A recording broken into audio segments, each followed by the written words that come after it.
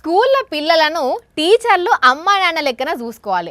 అందులో మళ్ళీ హాస్టల్లో ఉండే పిల్లలైతే 24 గంటలు అక్కడనే ఉండాలి కాబట్టి అమ్మా నాయన దగ్గర లేరన్న బాధ కూడా రాకుండా చూసుకోవాలి.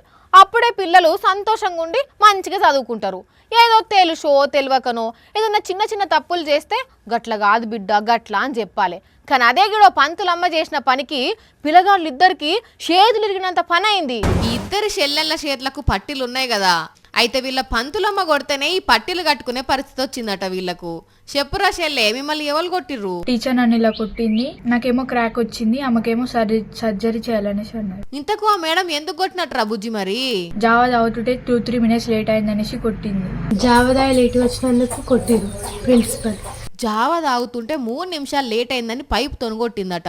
ఒకళ్ళ చెయ్యికి ఆపరేషన్ అయితే ఒకళ్ళ చెయ్యికి పట్టి కట్టిర్రట. ఇక దీని మీదనే ఏంది టీచర్ గిట్లనే నా పిల్లల్ని కొట్టేదని అడిగితే కొట్టడం అంటే సీరియస్ గా కొట్టలేదు సార్, కొట్టాలనే ఉద్దేశం నాకు ఎప్పుడు. ఈ మేడం ఏమో గిట్ల చెప్తున్నది. ఇది యాదాద్రి భువనగిరి జిల్లా వలికొండ మండలం లోతుకుంట ఆదర్శ స్కూలు.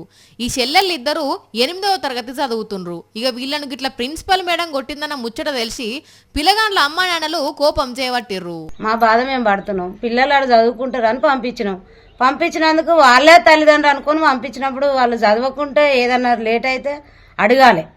అట్లా కొట్టి చేయలేర కొట్టుడు పద్ధత సార్ అట్లా అన్నట్టు ఈ మేడం వీళ్ళిద్దరినే కాదుల్లా ఇంకో 20 మందిని కూడా కొట్టిందని చెప్తున్నారు.